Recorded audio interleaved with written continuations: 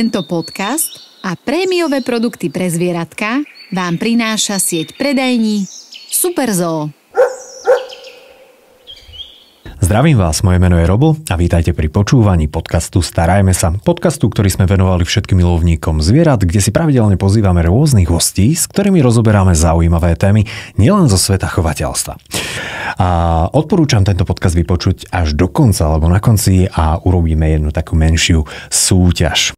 No a dnes sa pozrieme na jedno veľmi špecifické zvieratko, ktoré teda už niekoľko tisíc ročí a tak nenápadne našlapuje za človekom a je to jedna z najobľúbenejších domácich šeliem, alebo teda naše gaučové tigre, a reč je samozrejme o mačkách a dnes o jednom výnimočnom plemene, a to konkrétne sibírskej mačke. A preto som veľmi rád, že tu môžem privítať našu dnešnú hostku, ktorou je Dominika Halická, chovateľka sibírskej mačky, alebo sibírskych mačiek, teda nemáš asi iba jednu. Nie. A zároveň medzinárodná posudzovateľka. Dominika, ďakujem, že si našla čas a prijal pozvanie. Ja ďakujem za pozvanie. No a poďme sa troška pozrieť na tú sibírskú mačku. Čo sa týka tohto plemena, ja budem mať takú tú typickú otázku, že či naozaj pochádza zo Sibíry a že ako sa vlastne toto plemeno dostalo k človeku? Áno, ja môžem potvrdiť teda, že sibírska mačka skutočne pochádza zo Sibíru a konkrétne z Ruska. A o veľa mačkách, o veľa plemenách existujú rôzne legendy, ako o svätej Birme, že teda našlapovala bielými pasičkami v Nepále pri tých rôznych slávnostiach buddhistov a podobne. O sibírskej mačke vieme to, alebo teda existuje jediná legenda o tom, že táto mačka práve v Sibíri, v lesoch, kde bývali rôzne kláštory alebo podobne rôzne takéto osady, táto mačka strážila práve tieto kláštory a teda ľudí, ktorí prichádzali za modlitbami a chceli pobudnúť ako v tichosti, tak tieto mačky vraj teda strážili tieto kláštory na Sibíri. Mačky bojovníčky. A teda z tohto pôvodného plemena nejakým spôsobom, ktoré teda odtiaľto pochádza, bola vyšľachtená táto sibírska mačka, ktorú máme v súčasnosti v domácnosti? Sibírska mačka nebola až tak vyšľachtená. Ono dodnes dokážeme sibírske mačky nájsť v Rusku v lesoch, alebo hlavne na Sibíri. Neprechádza to iba Ruskom, samozrejme rátame do toho všetky také tie aj pobaltské krajiny. Dokonca máme záznamy o tom, že sibírske mačky sa vyskytujú v Lotyšsku a podobne v lesoch. Čiže my stále dokážeme túto mačku nájsť v lesoch. Mačka sibírska nie je úplne vyšľachtená, je skôr zdomestifikovaná. Ona sa proste rozhodla, že s nami bude bývať. Spravila dobrý deal. Áno, tak. Ale to je zaujímavé, lebo my máme napríklad mačku divú, hoci veľmi vzácna už na Slovensku, alebo teda dosť ohrozená, ale máme.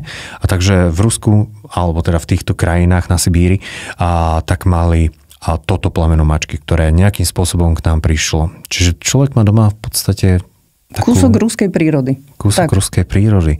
Pekne, tak si ju poďme troška charakterizovať. Ako vlastne vyzerá táto mačka? Ako si ju môžem predstaviť? Sibírska mačka je teda v podstate taká dlhosrstá odnož reálne úplne obyčajné mačky. Ono v Rusku sa traduje doteraz, že ľudia na výstavách prídu úplní laici a zbadajú sibírskú mačku a povedia si, toto vyzerá ako náš múrko z lesa.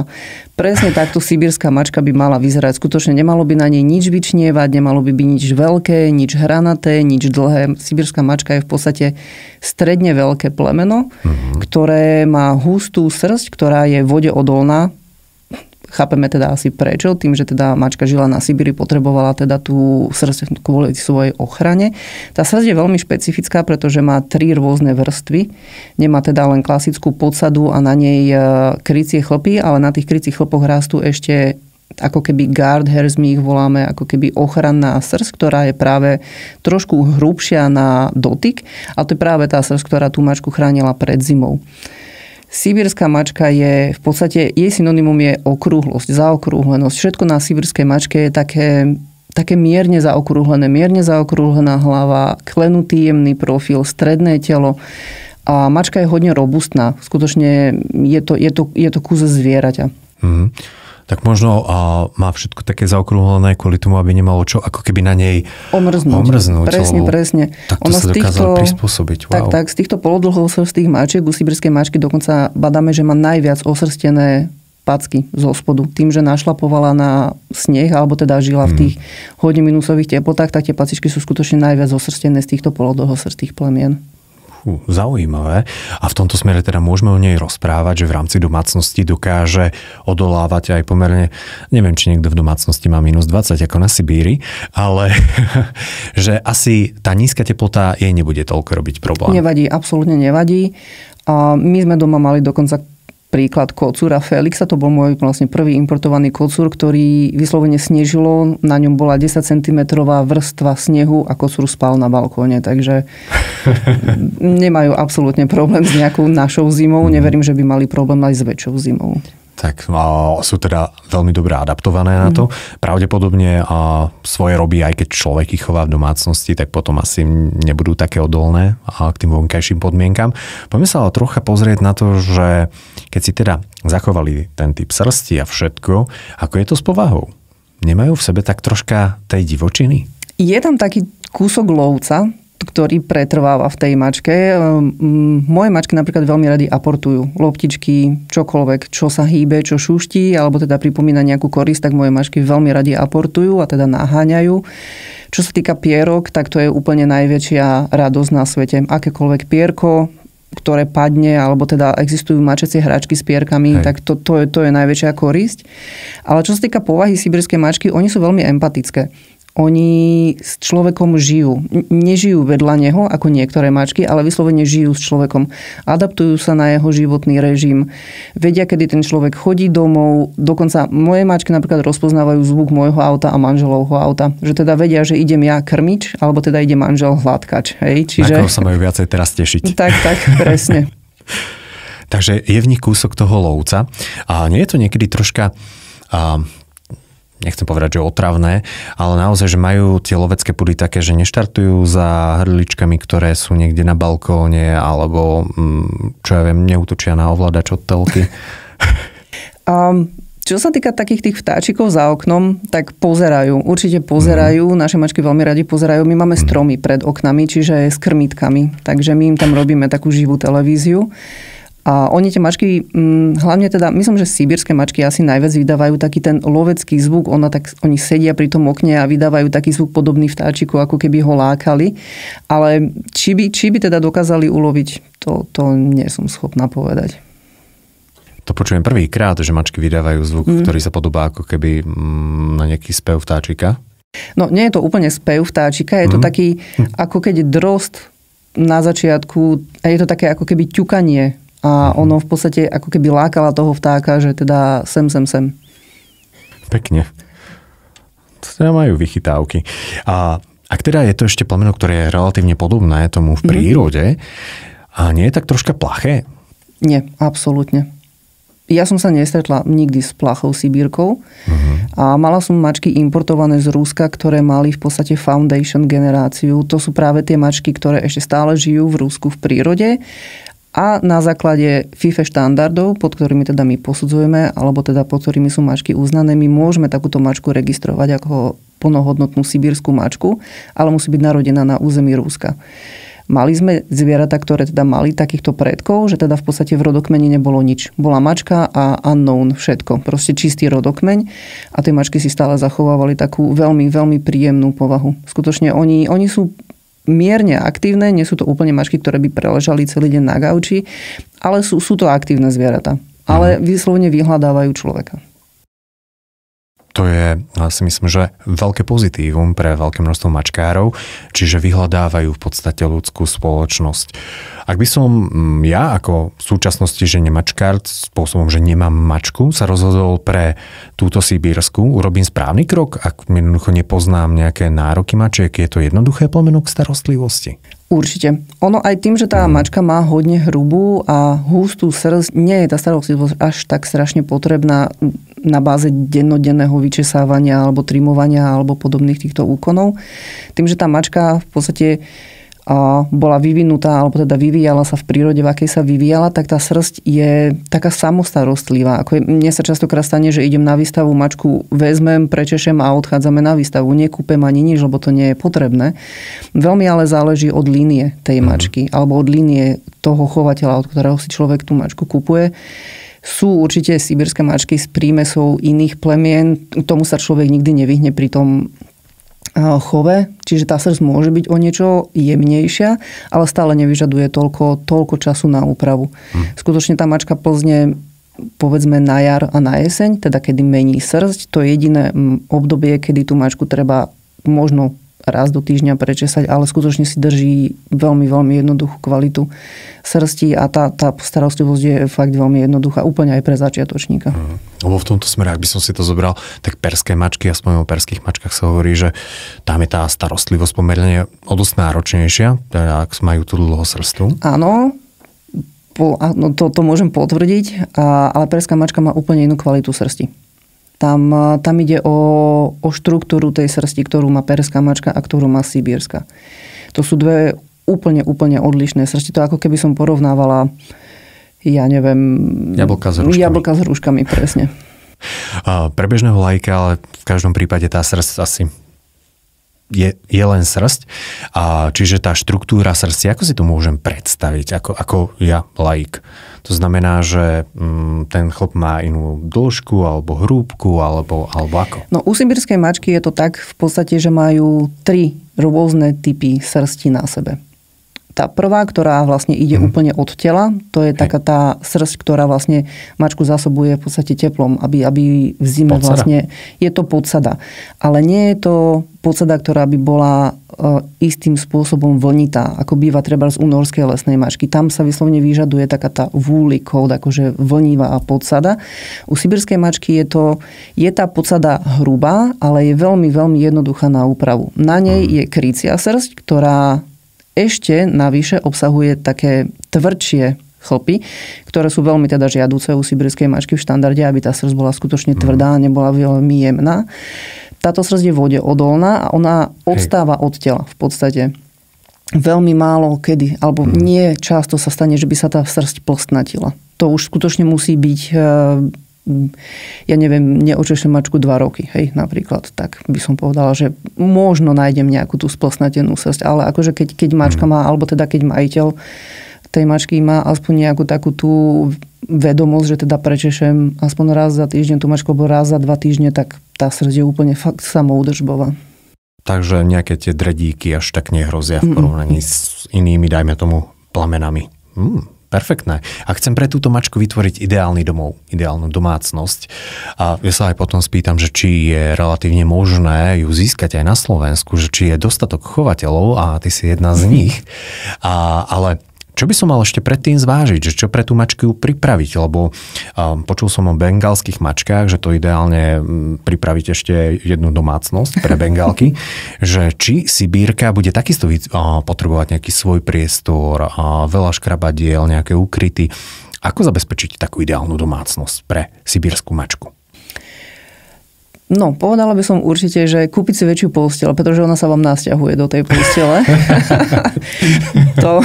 to je úplne bez akýchkoľvek otázok alebo skúšaní. To od prvého dňa bude sibírska mačka s vami v posteli. Ale čo sa týka domácnosti, naše mačky majú radi škrabadlá. Skutočne, čím vyššie, tým lepšie. Proste sadne si hore a má rozhľad na celú domácnosť.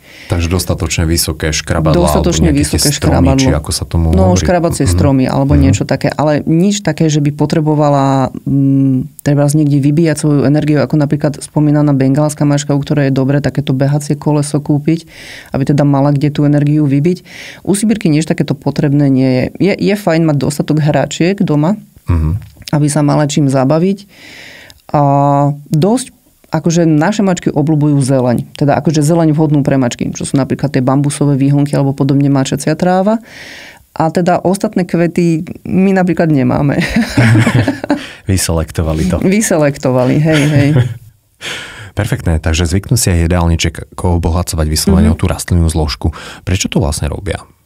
Mačka sa takto čistí, v podstate zbavuje sa, mačka tým, že sa umýva, tak ona určitú časť alebo určité množstvo tých chlopov teda akože zje pri tom umývaní a tým jej sa vytvárajú v tráviacom trakte bezoáre, to sú také tie chlpaté také žmolky.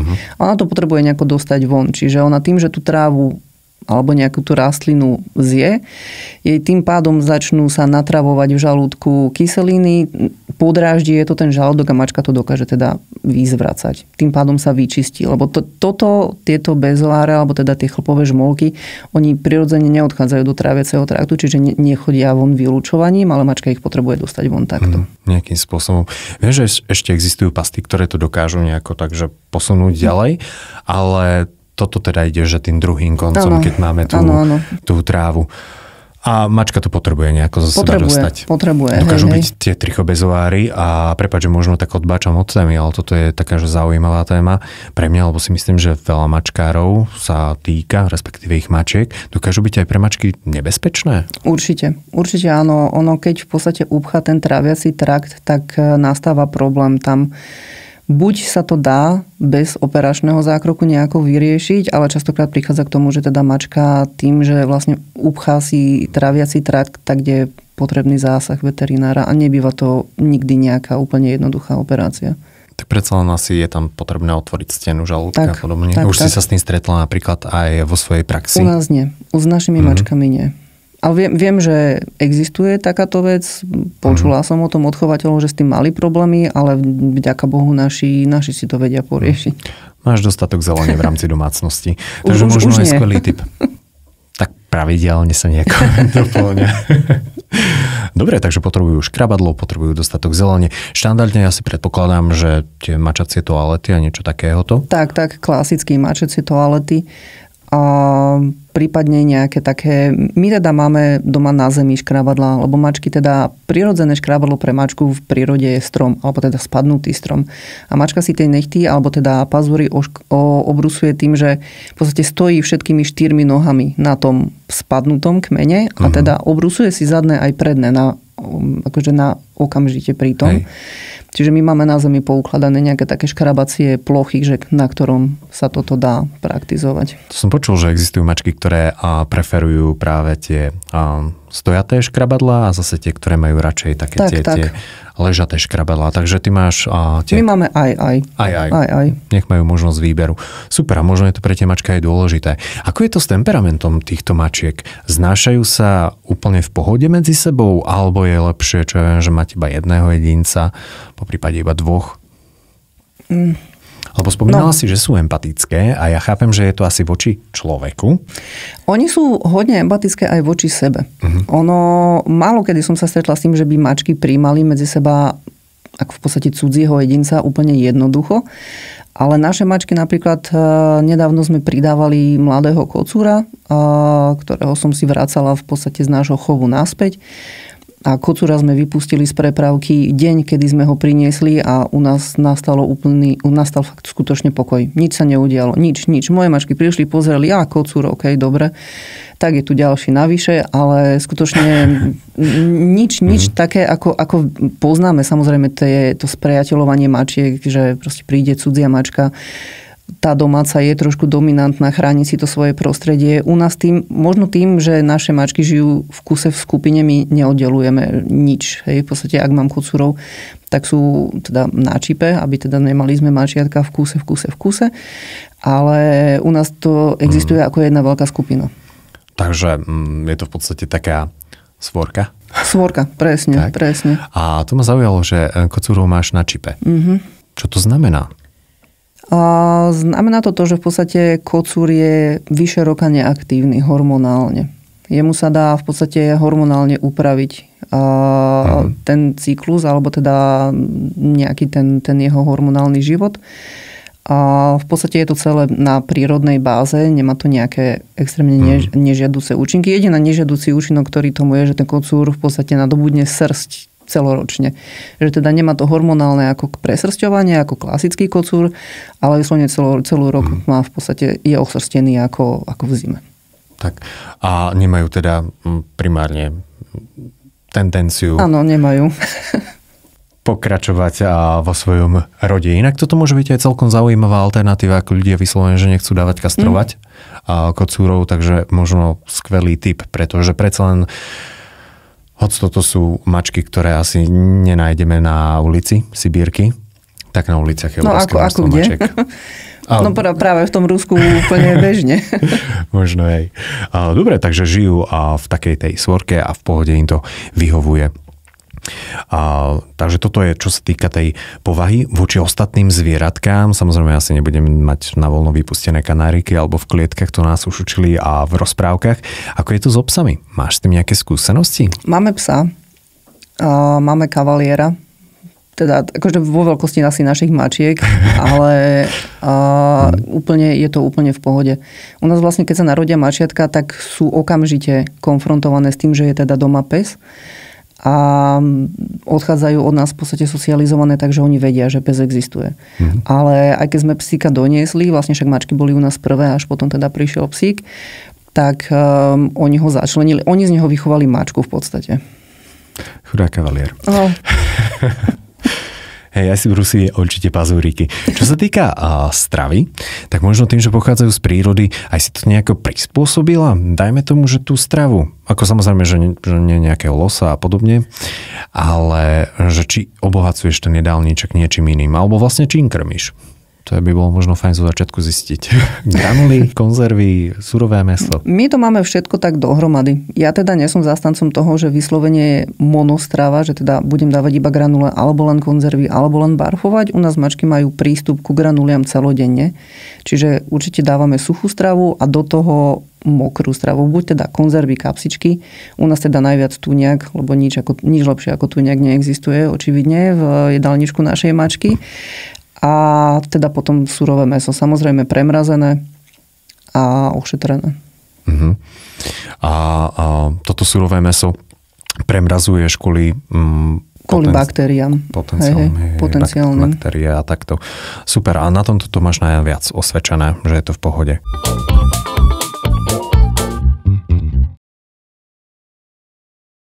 Mňa by ešte zaujímalo, keď máš taktože väčšiu skupinu mačiek, tak keď sú na svete mačiatka, pretože napríklad sa bežne hovorí, že kocúri cudzí zvyknú zabíjať mačiatka. Toto máš nejakým spôsobom ošetrené zvlášť? Alebo... U nás sa toto nejako nedieje. Tým, že my máme vždy iba jedného aktívneho kocúra, tak väčšinou sú to jeho mačiatka. A nemám ani skúsenosť, že by cudzí kocúr chcel nejako veľmi akože mačiatkám ubližovať. U nás tým, že v mačacej svorke je vždy alfa mačka. Akože mačka, samica.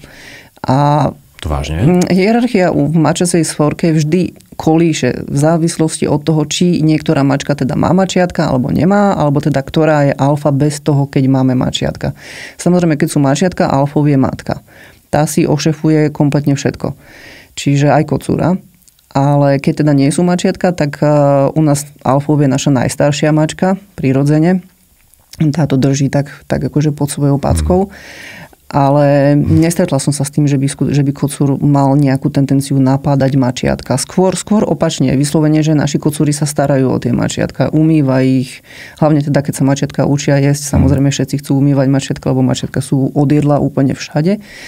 Takže skôr s týmto mám skúsenosť, že tí kocúri sa ako keby aktívne zapájajú do tej výchovy tých mačiatok. A ak by si mohla teda odporúčiť v rámci tejto skupiny, bolo by pre začínajúceho chovateľa lepšie mať jednu mačku alebo poriešiť, dajme tomu, že 2 až 3 mačky? Ja by som doporučila 2. Určite. Akože sibírska mačka dokáže byť sama, nie je až tak fixovaná. Akože vyhľadáva samozrejme prítomnosť človeka, ale... Ja by som to asi mačke nespravila, aby bola sama doma. Proste, lebo aj keď človek odíde, má určite nejaký pracovný cyklus, keď tá mačka je 8 hodín sama doma. Predsa len keď sú 2, tak je to už taká mini svorčička, hej, ak by som to tak nazvala, že vlastne má tá mačka nejakú spriaznenú dušu, s kým my to hovoríme, môže sa porozprávať alebo niečo proste v rámci tej rodiny. Hej. Má takú partiu, ktorá hovorí vlastným a teda známym jazykom týmto spôsobom. Dobre, ty si spomínala teda, že chodíš aj vystavovať mačky a zároveň si teda aj posudzovateľka. Predpokladám, že neposudzuješ si vlastné mačky. Nie, to je zakázané. A neviem, ako prebiehajú úplne tieto pravidlá, alebo ako to funguje. Mačky teda pripravuješ tak, že ich raz prečešeš a idú. Väčšinu našich mačiek áno. je to takéto ideálna mačka, čo sa týka výstav. Ja by som mal možno skôr zabrúsil do toho, že ako si sa dostala k tomu, že si medzinárodná posudzovateľka a čo človek musí v podstate absolvovať na to, aby sa mohol stať profesionálnym posudzovateľom medzinárodným a profesionálnym medzinárodným posudzovateľom mačiek. No, cesta je to dlhá, musím povedať. Skutočne dlhá. Moja cesta ešte stále nie je ukončená. Tým, že moja posledná skúška, hádam, snáď bude budúci rok, začiatkom roka, tak až vtedy skončí moja púť, teda študenta a posudzovateľa. Takže chápem to, že človek sa asi musí toho viacej naučiť. Tak. Ono je to celé o učení. Ten proces je veľmi individuálny. Ako veľmi rýchlo to človek chce spraviť. Dá sa to v priebehu 7 rokov v podstate urobiť všetky kategórie. No ja som sa rozhodla ísť tou ťažšou cestou, pretože ja radšej nazbieram tých mačiek viac, aby som mala viacej skúseností a tú skúšku idem robiť, až keď som skutočne presvedčená o tom, že má to zmysel a budem chcieť tú kategóriu posudzovať. Ono v podstate cesta k posudzovateľovi začína tým, že mám mačku a idem na výstavu. Som ako výstavovateľ, som ako aktívny chovateľ. Na tej výstave po nejakom čase, keď sa teda rozhodnem, že už teda nestačí mi iba sedieť pri klietke a vystavovať mačku, ale chcem niečo robiť, tak idem stevardovať práve už nejakému medzinárodnému posudzovateľovi. To znamená, že v podstate ja organizujem jeho stôl. Kedy prídu mačky, aké mačky, riešim klietky a podobne. Všetky tie úkony, ktoré ten posudzovateľ v podstate nestíha popri tej práci, keď posudzuje a teda zapisuje tie posudky. Keď už teda mám odchované, mám odstevardované a poviem si, že teda nemám asi veľmi čo s peniazmi, tak chcem byť posudzovateľ, tak v podstate požiadam o skúšku na žiaka, posudzovateľa. Táto skúška ale tiež má určite svoje pravidlá, ktoré musím už v tom danom čase spĺňať. Už musím mať odchovaný určitý počet vrhov, už musím mať zo svojho vlastného chovu niekoľko Grand Inter šampiónov na výstave, musím mať odstevardovaných minimálne 20 výstav. Takže na to, aby som bol posudzovateľom, tak musím chovať mačky. Musím chovať mačky. Tak, musím mať skúsenosť s chovom. Tak nebudem. Dobre, takže skúška na žiaka. Tá je ako prvá. Tá je taká hodne všeobecná. V podstate u toho posudzovateľa on si vyberá, s ktorou kategóriou chce začať. Väčšinou sa začína s tou, ktorou chová. My teda máme 4 kategórie u nás vo FIFE, pod ktorým teda aj ja posudzujem. FIFA je medzinárodná organizácia, ktorá združuje v podstate mačkárov, posudzovateľov hlavne v Európe a zaberá už teraz aj časť Ázie, časť Ameriky a Austráliu. No a ja sa teda rozhodnem, že teda spravím skúšku na toho žiaka, ktorá tiež nie je jednoduchá. Tam sú hodne otázky ohľadom genetiky, či rozumiem vôbec tej genetike mačiek, či rozumiem anatómii mačiek, či rozumiem etickému kódexu posudzovateľa, etickému kódexu žiaka posudzovateľa alebo chovateľa. Čiže tam všetky tieto otázky. Skúška sa robí v angličtine. No a keď teda zložím túto skúšku, môžem začať žiakovať. To znamená v podstate, že ja cestujem po celom svete, vyberám si výstavy, oslovujem už teda kvalifikovaných posudzovateľov, či teda pri nich môžem sedieť, či teda budú mojimi supervizormi a budú ma učiť o tých mačkách. A na základe toho, ktorú kategóriu si vyberiem, teda ja som začínala polodlhosrstými mačkami, tým, že sibirská mačka patrí do kategórie polodlhosrstých. A každá tá kategória má určitý počet mačiek, ktoré ja musím vidieť a určitý počet výstav, ktoré ja musím navštíviť ako žiak. Čiže pre mňa to znamenalo v kategórii 2 vidieť cez 700 polodlhosrstých mačiek na moju prvú skúšku. 700? No dúfam, že na jednej výstave ich bolo aspoň 350. Áno, mohlo byť, lenže na tej jednej výstave ten žiak vidí, no povedzme 20-30 zvierat za jeden deň odžiakuje. Tak to je teda cesta naozaj na dlhá cesta. Je to skutočne dlhá cesta. Ono v podstate tie skúšky sú aj obmedzené časovo, že od skúšky na žiaka moju prvú skúšku môžem robiť o 2 roky najskôr. A potom sa to v podstate ďalej predĺžuje. OK, tak som žiak, mám svojho supervizora, odkiaľ sa učím, na každej výstave to môže byť niekto iný.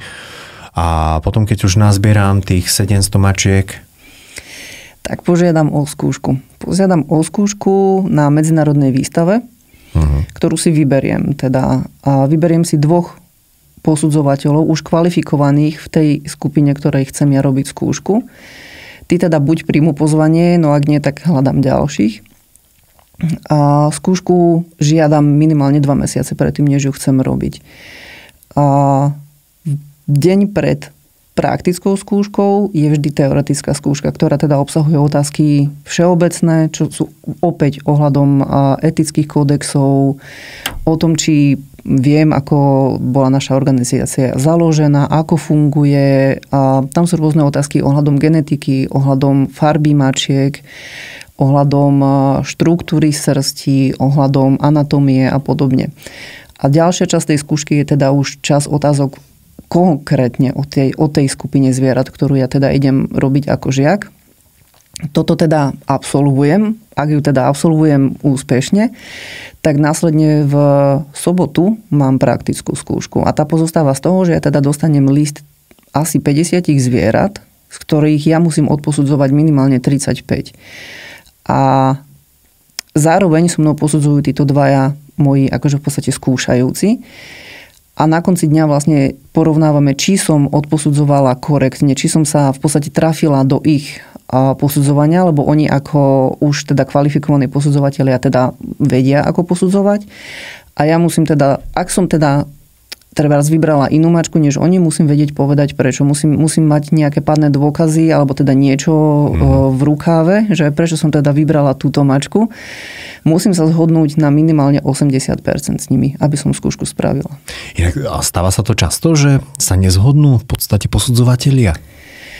Stane sa to. Určite sa to stane. Tým, že posudzovanie mačiek je veľmi individuálne. Tie štandardy sú spísané pre každé plemeno, ale skutočne záleží na tom človeku, ako si ten štandard vyloží. Proste vyslovene niektoré plemená, keď sú popísané štýlom trochu malé, trochu veľké, trochu zaokrúhlené, tak pre každého to trochu je trošku niekde inde. Takže, ale tam práve záleží na tých argumentoch. Keď ja teda odargumentujem, že za mňa táto mačka bola korektnejšia v tomto a v tomto a preto som ju vybrala a posudzovateľ teda uzná, že áno, OK, ja som vybral túto, ale máš pravdu, táto mala lepšie, ja neviem, srsť, oko a ucho, tak je na ňom, či mi uzná alebo neuzná ten bod. No dobre, a keď ich teda posúdiš, zhodnete sa na 80%, tak už môžeš byť medzinárodná posudzovateľka. Pri prvej kategórii nie. Pri prvej kategórii v podstate spravím skúšku a som ešte ako keby v skúšobnej dobe sa to nazýva. Tam musím odposudzovať 3 výstavy, v podstate ešte so supervisorom, ktorý teda on v podstate iba príde na moje nominácie do Best in Show, alebo teda nominácie tých mačiek, ktoré ja uznám za najlepšie. Ja to s ním odkonzultujem, on mi to teda po väčšine schváli a následne po týchto 3 výstavách sa stáva medzinárodným posudzovateľom. To isté sa deje na druhej skúške, keď robím svoju druhú kategóriu, ale od 3. skúšky už je človek automaticky posudzovateľ medzinárodný na tú kategóriu, ktorú robí.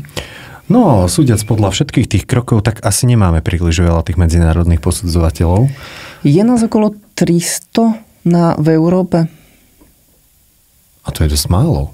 No, pod našou organizáciou. Tým, že my posudzujeme pod FIFE, to je vlastne medzinárodná organizácia, ktorá hlavne zastrešuje Európu, sú aj iné.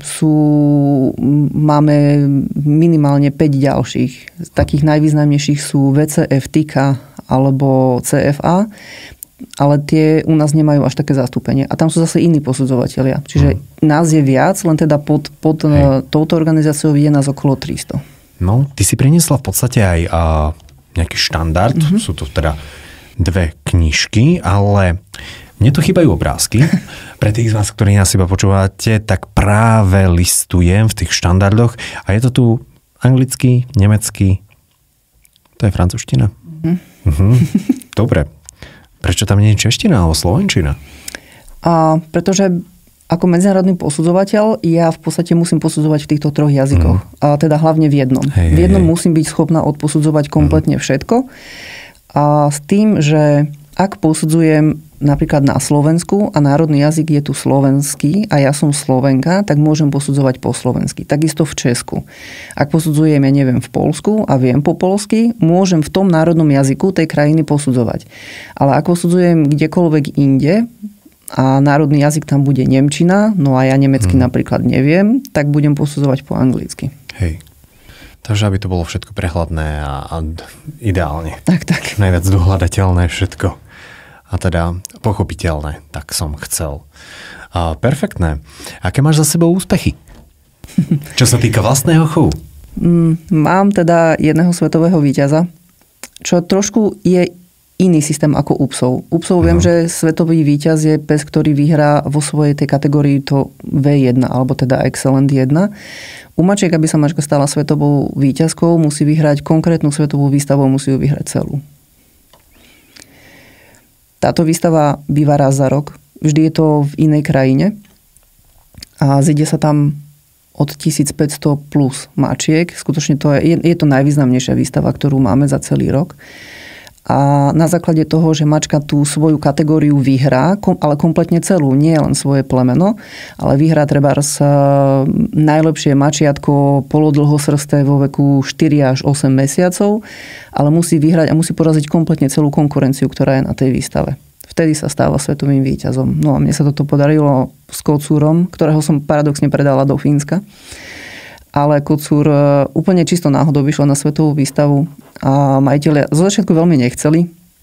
Prihlasovali sa až úplne na kompletne najposlednejší deadline, ako sa dá.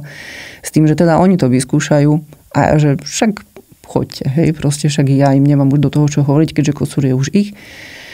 No kocúr prvý deň vyhral najlepšie vo svojej farbe, dostal nomináciu oproti 6 ďalším mačatám. A hovorím si tak, áno, to je skvelé, nie? Však to bol v podstate môj prvý kocúr, ktorý vôbec išiel na svetovú výstavu. A za mňa už toto, hovorím si, že no to je skvelý úspech. To už ani viac, keď nebude, tak ako to už toto dosiahnuť na svetovej výstave je skutočne pre chovateľa obrovský úspech. No a Best in Show pri takýchto výstavách býva na ďalší deň. Skutočne tých mačiek je tam obrovské kvantum. Tam tá konkurencia v Best in Show býva od 10 do 12 mačiek už priamo len v tej Best in Show. No a ja som na tej výstave nebola. A hlavne kvôli tomu, že týždeň na to som robila svoju skúšku na dlhosrsté mačky, tak som si povedala, že ja to asi obetujem, budem sa radšej učiť doma. Ale dalo sa to sledovať online. Takže sme to sledovali na malom mobile online doma. No a išla vlastne kategória našich polodlhosrstých mačiek a išli juniori mačky a kocúrie. Vtedy sa to ešte posudzovalo, vlastne doteraz sa ešte posudzuje spoločne, od budúceho roka už to bude rozdelené. No a teda prišli, tam to prezentujú stevardi. Proste na svetovej výstave je skutočne už fakt akože profesionálni stevardi. No a vyšli teda so všetkými tými nomináciami a náš kocúr tam bol najmladší. On bol najmladší v celej tej kategórii juniorov na celej výstave. A keď som tam videla tie polmetrové norské lesné mačky, metrových Maine Coonov, hovorím si, že no dobre, však akože aspoň tam je. No a prišlo na hlasovanie a moderátor, ktorý to hlasoval, v tom čase to bol prezident Nemeckej federácie, alebo teda nemeckých mačkárov, tak si nevypol ten mikrofón, ktorý išiel teda do toho vysielania. Ľudia v hale to nepočuli, ale my na tých videách sme to počuli a on teda začal počítať tie hlasy a keď teda už bolo dohlasované, ešte stále neboli vyhlásené výsledky, ale pán Dietmar zahlásil, že tu sú nejaké 4 hlasy pre nejaké Siberiše kace. Mňa zalial pot v tom momente všetko. Ja som nevedela, či sa postaví, či sa nepostaví, či čo spravilo, lebo jediná sibirská nominovaná mačka bola moja. A keď vyhlásil teda, že svetový víťaz je tento kocúr, to bolo niečo, to akože fakt nečakané. Akože jediné, čo ľutujem, že som tam skutočne nebola. Nevadí, taký úspech ešte bude. Ja verím, že áno. Takže ten kocúr je aktuálne vo Fínsku? Áno. No, pekne. A teplote mu to tam podľa mňa vyhovuje viacej. Úplne najviac. A čo má teda spätne vedie k tomu, že ako zvládajú teda, zimu zvládajú, ako zvládajú horúčaj? Paradoxne veľmi dobre. Tým, že sibírska mačka na leto úplne vyplzne, akože skutočne vyplzne úplne a zostane v podstate iba krycia srsť, všetka tá podsada odíde, tak tá mačka úplne v pohode zvládať tieto naše 40-kové teploty. Oni to zvládajú lepšie ako ja. Ja teda žijem pod klímou a mačky úplne v pohodičke bežkajú po volierke, po balkóne, takže... A máš volieru pre ne nejakú spravenú? Máme balkón zabezpečený. Mali sme aj volieru, len tým, že u nás to nešlo v podstate ako keby spojiť s domom, tak sme ich tam museli každodenne vynášať, čo som si teda povedala, že asi sa mi veľmi nechce, že teda sprístupníme im balkón, lebo však v podstate voliera jak voliera, tak chodia na balkón. Chodia celoročne na balkón. No, aspoň môžu potom lákať tie drozdy a všetky ostatné srandiaky. Pekne. Ja si myslím, že sme prebehli už toho pomerne dosť veľa. Zaujímala by ma ešte ale starostlivosť.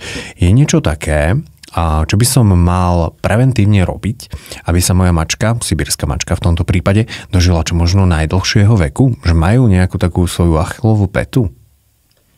Čo sa týka zdravotných nejakých ťažkostí? Čo sa týka zdravotného hľadiska, sibírska mačka nie je veľmi geneticky zaťažená na rôzne ochorenia. Akože vyskytnú sa určite, nebudem tvrdiť, že nie, že neexistuje mačka, ktorá by mala nejakú záťaž. Ale tým, že to je dosť prírodné plemeno, ono stále si zachováva takú tú v podstate takého zdravého ducha. Ono je dobré, odporúča sa raz za rok ísť preventívne na sono srdca, ohľadom ochorenia HCM, alebo teda sonop obličiek. A toto sa odporúča u väčšiny mačiek. V podstate je tam vždy možnosť, že v podstate že sa niečo prejaví. Určite. Akože ja nevravím, že nemôže sa. U nás sa teda zatiaľ nikdy nič neprejavilo. Chodíme na tieto vyšetrenia, ale vyslovene len z takého toho, aby som mala dobrý pocit, že viem všetko. Ale celkovo nie sú teda nejako takže náchylnejšie a podobne. Možno skrz to, že teda ešte ich sesternice a bratranci behajú niekde po divočine. Po divočine, presne. Super. Ja ďakujem za obrovské množstvo veľmi zaujímavých informácií. A v tomto podcaste každý jeden z hostí má na záver možnosť dať nejakú radu, tip, myšlienku a našim poslucháčom. Takže ak by som sa mohol spýtať, čo by to bolo z tvojej strany?